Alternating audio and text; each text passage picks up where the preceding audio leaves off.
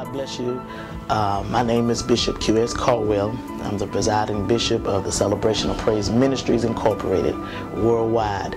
We're here at Albany at our Holy Convocation, and we do appreciate you, Elder Chris, for being the one that's videoing our services and going to help spread the gospel through CDs and DVDs. We do thank you for this opportunity that you've allowed us just to come in and share to the people about this new time that we're in. We know that the Lord has transitioned us. Now we have a new president, and history has already been in the making with seeing what happened with Martin Luther King, and now 40 years later Obama is in the office. So the Bible did say the last shall be first and the first shall be last. It's not a black and white issue, it's just a God thing.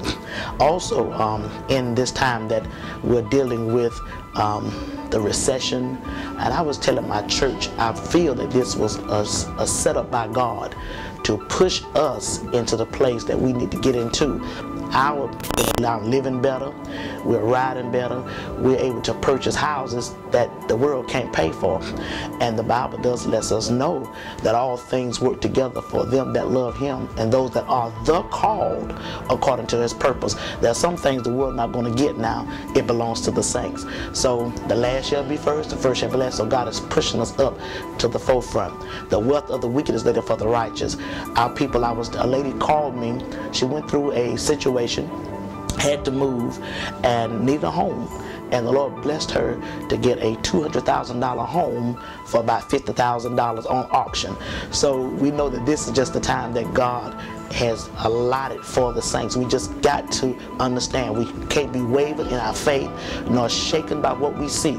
We still have to maintain our integrity, maintain character, and still walk by faith.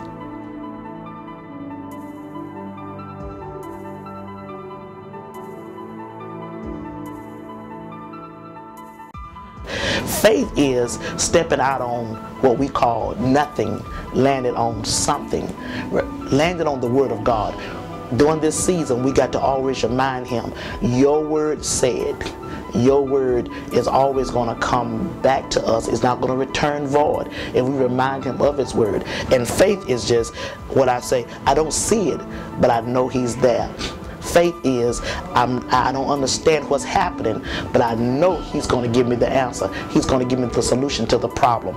Faith is standing on the promises of God, knowing that He's going to do what He said He's going to do. Faith is not being wavered nor shaken in any form or fashion. Yet coming to church, yet doing what you have to do, saying, God, I still believe you. Faith is nothing but really having a higher level of a relationship with God, to the point, I'm like the Hebrew boys, if you don't bring back the fire, I got faith in you to know that you're still able to do it.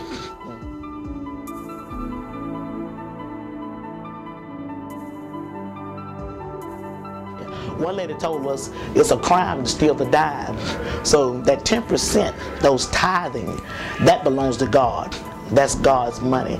And that's showing Him that we're grateful for you giving us the jobs and the means to have resources to pay our bills. But I looked at something else, and they also say bring the offerings as well. Sow your seed. When you sow your seed, something goes down in the ground. And when there is hard time, have something to come back up. Seeds grow. Like you just say, the cell phone is still on.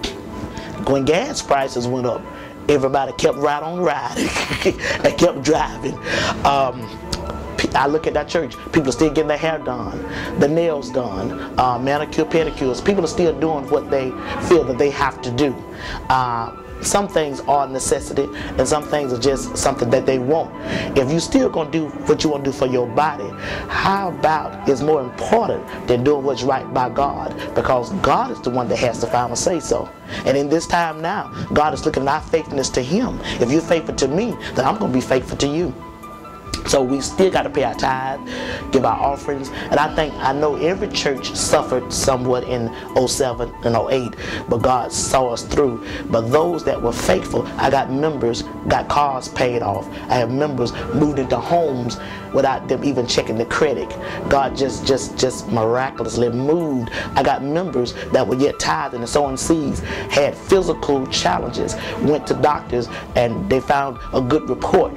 off of medication. That's expensive. I had some members, God went into the computer for some people. Bills paid off.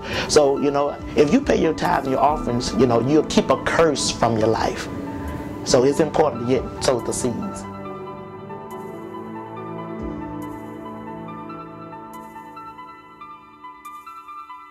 Remain stable during these changing times.